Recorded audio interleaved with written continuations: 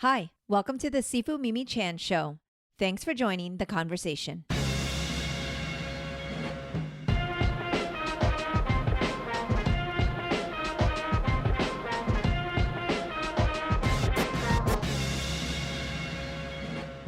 Hello, Cliff. So nice to see you. Hello. I have to just start right away with thank you so much for your participation in this AAPI history coloring book, but mainly and selfishly because you also drew me for the book. And I don't know if I can articulate the level of appreciation and love I have for this piece of work. Like, I don't like photos of myself generally. We all kind of do the thing where we look at our pictures, but I can't stop. Like, it's on my desktop right now, and I cannot stop looking at this picture that you drew. And I was literally like in tears over how incredibly thoughtful and detailed this piece of work was. So I can't thank you enough. So thank you. Oh, you're very welcome. I mean, it was I didn't know for the coloring book, I didn't know who I'd get to draw. And I had figured it would probably be maybe, someone who had passed, someone who Yeah. or someone, from the past. And but when you told me it was you, it was great because I knew then I could talk with you, I can see what you were, what was important to you, and I could do some research and you're so helpful with all the photos. Knowing how important the Wallam School is, and combining that with your advocacy for education, trying to get all those things in there, was a cool illustration challenge. And then on top of that, just being able to draw you, it's funny because you have this connection with Mulan and animation, and then so in a way, almost trying to translate you into that world, was really cool. So thank you for giving me that Oh opportunity. my gosh. Yeah. And just because I'm hoping like in the video version of this, we'll be able to kind of show the art. And if you could just maybe talk about, because when you explained it, even just by email, like why you chose the elements you chose, again, I was like in even more tears. I'm trying to hold it together and play this very cool because I'm on the podcast. I'm trying to be all professional, but I have to tell you, my husband will come in and yell and go, "You have no idea. She's beside herself. She's screaming first and then just absolutely moved by this." But yes, if you could kind of share like what elements you chose and why regarding the artwork, I would love to kind of hear that. Yeah, sure. I mean, first of all, I knew, I wanted to draw you in a martial arts pose, all your training, that's something that really needs to be front and center.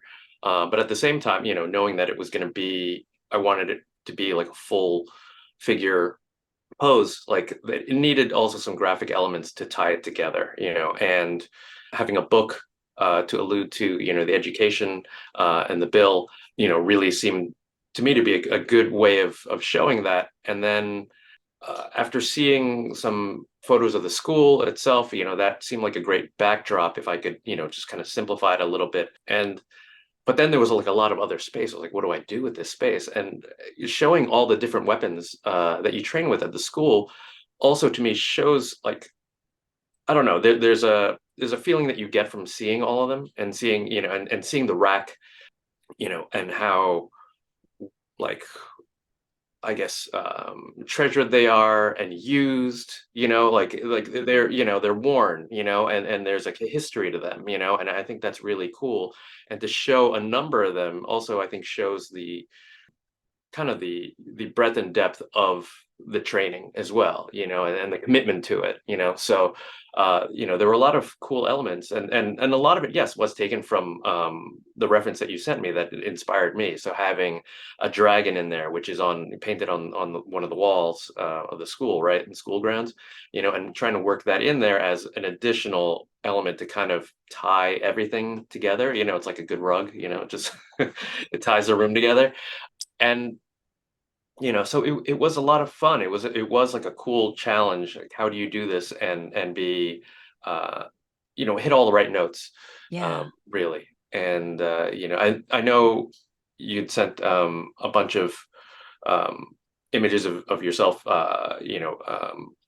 in more traditional clothing. And I Mhm. felt like as much as I wanted to honor that stuff, I also thought like something more contemporary would it was important to show that because as kind of the continuity of, what we do now and Mhm. honoring the past, so it to me, I wanted all those elements in there, and it's a lot, but like, everything kind of has a meaning to it. Yeah. Well, I mean, and also how much fun will it be for kids to color all the weapons and the dragon and Yeah. just even from a standpoint of, who this is for, I think it's absolutely incredible. And again, thank you for putting so much thought into every element of it. But I have to say, one of the things that I've always struggled with as a kung fu teacher in this day and age, as a female kung fu teacher, is specifically like, how do I keep tradition and that rooting to my tradition alive in this modern world, and how do I Hmm. bridge that gap, and how do I constantly make sure I'm honoring that but yet moving things forward? And it's so cool because without ever talking to you about it, you seem to just understand so much, and I think it's just amazing. Like I said, I can't thank you enough or tell you how much I love this in articulate words. But I also have been kind of telling people and just dropping little hints here and there, and I'm like, basically I am a kung fu paper girl, and it's like the coolest thing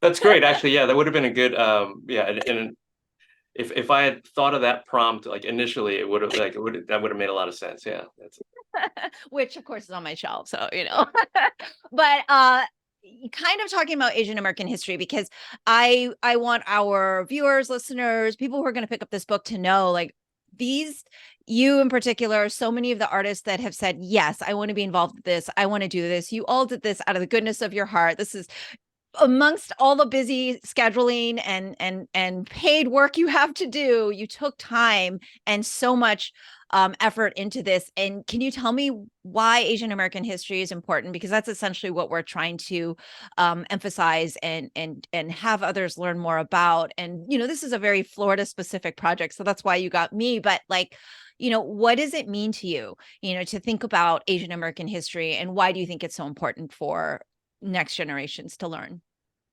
it's Asian American history is not something I grew up hearing about, and while I didn't grow up feeling its absence, it still has an effect, like and you learn how it functions.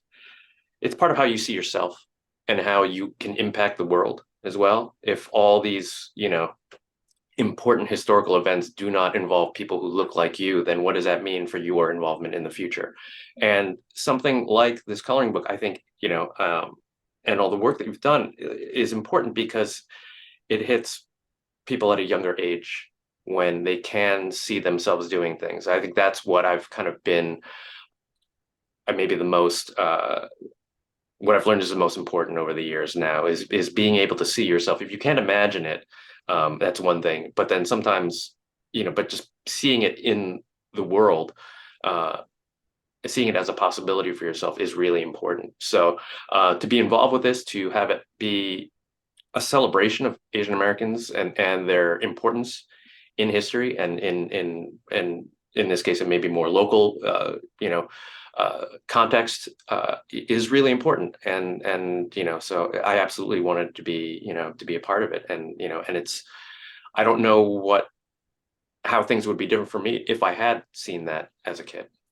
Absolutely. I think about those same very things. And it was one of my motivators to why this initiative was so important to me. Because as I started to reflect back on the fact that I didn't see myself reflected in history books, and I think about that question all the time. How would that have been different for me growing up as a student who is definitively the minority in my class, things like that. But Mm, also how many problems it can solve, and how it is the solution to so many rooted problems is the lack of education and understanding, not just of our histories, of all our histories and how they are intertwined. And so yes. even so, this may be in this version of it, we have two other books that are encompassing of Asian Americans across all of the states and everything. And the thing about Florida, to be a little bit Florida specific, is that because we got this done in a state in which there are so many challenges, we have inspired other states. And so this is definitively a nationwide movement. And you being a part of this is only going to amplify that even more. And, for others to be able to kind of see how important it is to people of, that it means so much to people that are respected in their industry, that are looked up Yeah. to for being Asian Americans, that have thrived and been able to do what others haven't. I think it's also very important. So thank you for being a part of the history with us. And oh my gosh, just for this beautiful art. I cannot wait to share it with the world. And like I said, I think it's like my favorite photo of myself now, which isn't a photo, but it is so amazing. And the thought and care you put into it is really meaningful. And I don't know how to ever express my gratitude, but thank you again. Oh, you're very welcome. And it was important to me to do it right, and especially to for all the kids who will be seeing this, and I realized like my response earlier was kind of more geared towards like other Asian kids, but like really it's important for all kids to see Yeah. what's possible, and that race is not, should not be a barrier to what your potential is. Absolutely, 100%. I'm going to link all of your social media so everyone can follow you and see all the things that you're working on. But I'd love for you to share also if there's anything you want to shout out about any of your recent projects, or where they can be following you and kind of reading and seeing all of your amazing, gorgeous work, which is not limited to this one amazing page in my coloring book. Yeah, mostly these days I've been doing covers. You can find me at cliffchang.com, and on various social media. Um, but yeah, I usually am fairly quiet on those, on all of Me them. too. I try to hang back a little bit these days, but I'm there, and if you want to reach me, that's a good way to find me. Awesome. Thank you so much again for your participation in this project.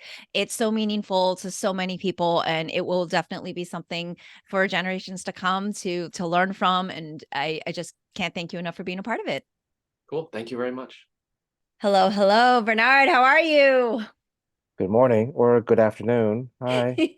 You are a jet setter. You're in so many different time zones. I'm sure it's tough to keep track, but I am definitely in the afternoon, even early evening, I'd say here.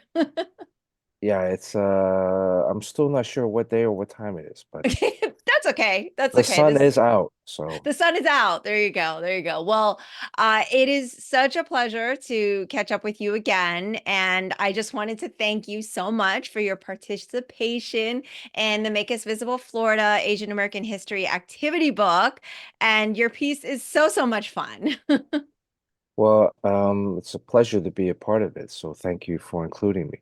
Oh, Because I also grew up in Florida when I was younger. So that's right. We get to talk about our Florida shout out. And since you have a connection, um, it's even more important to us. But can you tell me a little bit about what you think of when you think about Asian American history, or growing up in Florida? Did you get to learn about Asian American history? yeah, I mean I grew up in Miami from fourth grade through senior high. We lived there a little bit after college as well, but in Miami for myself, there weren't a lot of other Asian American kids in school. At times, I was one of maybe myself, maybe a couple other kids. So really, a lot of that was how do I fit in? What is my part in America? And are there other kids like me? And because my parents are from Taiwan, or China. And then I grew up in Taiwan until I was 6. So there was a little bit of how do you fit in? Where do I belong here? Is this my home? Or, I'm only here temporarily. And so I'm often told to go back. So, um, you know, it was a kind of, as a young kid too, you're still trying to find your way just in life. And then I know in Miami, the only time I'd get to see like maybe another Asian face on TV was on, I think it was Channel 33. They had like a Sunday Kung Fu theater, Sunday Kung Fu afternoon. theater. I think you and I were watching the same time. Yeah. Same channel, different city. But yeah, I think I was with you on that. And very much similar for me here in Orlando, just like several hours north of where you were at, probably around the same time. It was very much kind of a feeling of displacement, but I would imagine even more for you, especially growing up in Taiwan and then moving and doing a lot of moving actually. But in terms of in school, I know for me, there wasn't really any Asian American pioneer that I could think of that was like, hey, this person, in our book right now, we've got Lu Kim Gong, who is the Citrus Wizard, or we've been hearing about all of these notable, uh, you know, cases that brought about, immigration and all of these amazing things that I had no idea growing up that I just started to get to learn about now as a 40 something year old. And so it's frustrating. And I'm curious though, like for you in school, like of course looking around, you definitely didn't see yourself on TV except for in these kung fu movies. But in the history books, did you feel like, or were there any recollection of any Asian American history? Yeah, not so much. I mean, I had wonderful Mhm. teachers. Yeah. I know even in high school, I had a great history teacher. Hmm. And but most of US history is, oh, that's my bird. Most of US history is kind of coloss doesn't cover any of the Asian American experience. Right, right, Um, I didn't even at that time learn about the Chinese Exclusionary Act. right. You did learn about what's my guy here. You did learn about like World War II and the internment camps, Hmm. but even at that point, it's I mean, for me, I think it was a little bit more of an internal struggle in that you know, we're trying to be American, and then and also growing up in Taiwan too, hearing stories from my parents and relatives about World War II, Japanese, the Imperial Army. Yeah. Um, you don't. It's just a whole bunch of stuff that really especially in the U.S. history in school, it's a very glossy kind of rendition.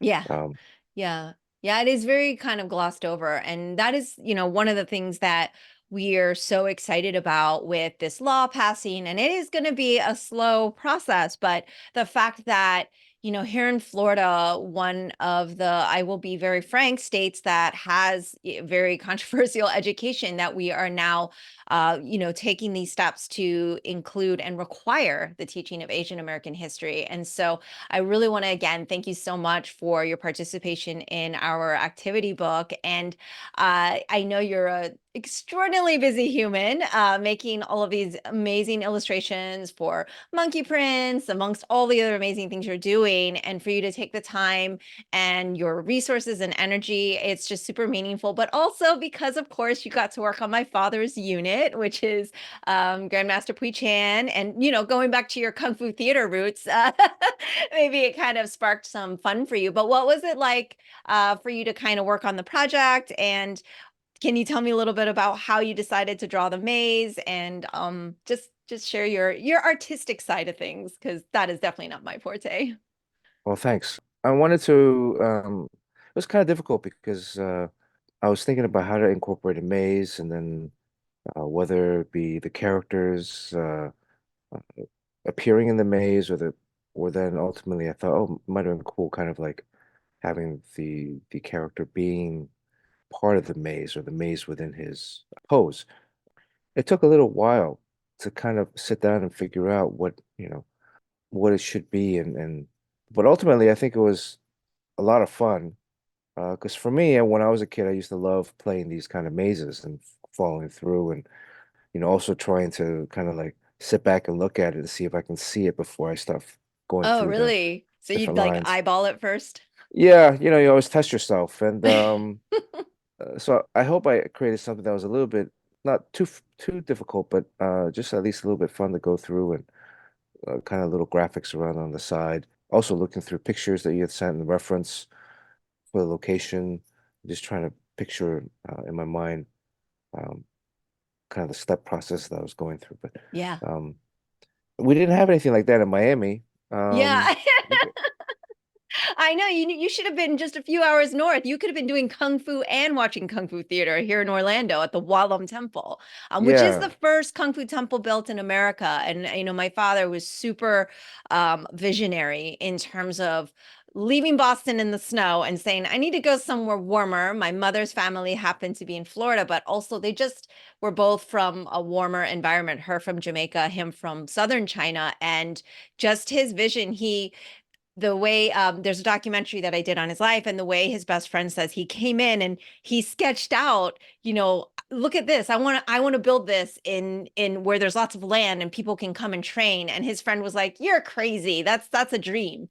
And I really wish I had that sketch because my dad's not an artist, but it would be really cool to see. But apparently he did sketch it out, and now it's there and it's historic. And we've had just thousands and thousands of people train and millions across all this span of time, but like it's just really cool that we've also kind of become the hub in central Florida and even across Florida for Chinese kung fu and culture, and that we kind of got to share part of that here in this state, which was, as you say, when you were growing up you didn't see a lot of faces that look similar. So it was definitely a struggle. It wasn't all easy, but it's really cool. And the temple looks beautiful and the art is so cool. Like I just didn't know what to expect because I send you like, here's some ideas, but you go crazy with it. And so yeah, seeing him as the maze was absolutely kind of a surprise. And I clearly am not good at mazes and didn't do them because it took me a couple times. But my friend who did it, she's like, nope, I got it. So I think it's going to be the right amount of challenge and so much fun for the kids. And of course, you threw in a little Monkey King in there for us, and I was like, that would be so special being you're such an expert in that type of art. So that was really special. And you had sent a nice round of reference too. So there's a lot of different poses that he was in, and I'm trying to, figure out which one would be a good one. And Yeah. um, so it was, I mean, Florida's temperature is very tropical, so I would assume it's very close to, southern China and Yes. very Yes. similar to Taiwan, where it's like very humid. So, Oh yeah, super humid. I got to spend a couple days there in October. I think you and I just missed each other. yeah. And yes, but it was very nice to be able to visit that country finally. It's been on my list. So yes, but yeah, no, it was just very very meaningful, and I've been so thrilled with this project and the amount of AAPI artists that have just been overwhelmingly generous to participate in this. And I'm just super excited. The lineup is phenomenal, and adding your name in there, it was, a nice little checkbox for me. I'm like, yes, I got Bernard to do it. And so thank you for taking the time and for making this a priority. Is there anything else you want to share about your thoughts on Asian American history, and or even why this was important for you to participate in? I remember, again, growing up, not having a lot of resources back then. And then I read as I got older, as an adult in college and older, I read articles about other Asian American settlers or people that came in beyond the railroad workers. Yeah. Because a lot of times that was the only kind of like, oh, the first Asian American or the first Chinese Americans or Hmm. Chinese in America were railroad workers. But then, you learn about the shrimp farmers in New Orleans. Yes. Yes. I think they're primarily Filipino or Filipinos. Yes. yeah. Yes. And a lot of these other immigrant groups that came in and really helped build our country. Yeah. And really, then you begin to understand or feel like, okay, it wasn't just this massive wave for the railroad or in the Yeah. 70s or 80s, but there has been a steady contribution over the course of American history that, you know, and slowly also that as we're helping to build today too. I do feel it's important for young kids to learn, not just Asian kids too, but 100%. every kid here in America. It's important to learn about our true history. So Absolutely. Absolutely. Well, I can't thank you enough. And it is absolutely going to be a wonderful resource for kids, all kids, like you said, not just Asian American kids, but all children to be able to kind of see the diversity and all the different wonderful aspects of what American history entails, and Asian American history is, of course, American history. So I just want to thank you so much again. And very selfishly, I was so excited to be able to see you participate in my father's unit, and add all of your special flair with the expertise that you have, bringing in, like I said, the Monkey King and the Kung Fu Temple. And I love the fact that you actually did mazes as a kid, and that you kind of shared your little tidbit on challenging yourself. So I'm really glad that you ended up doing a maze that kind of worked out just perfectly. So thank you so much, and hopefully we will be in the same hemisphere at some point, in the same side of the country, in the same time zone, and get to connect sometime soon.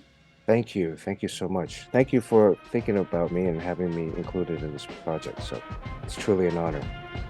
Thank you. That's all for today's episode. Thanks for listening to the Sifu Mimi Chan Show. Please subscribe and rate my podcast on your platform of choice and leave a review. You can become a patron of the show at patreon.com/SifuMimiChan to help keep this podcast going. Follow me and interact on social media at Sifu Mimi Chan on Instagram or Facebook.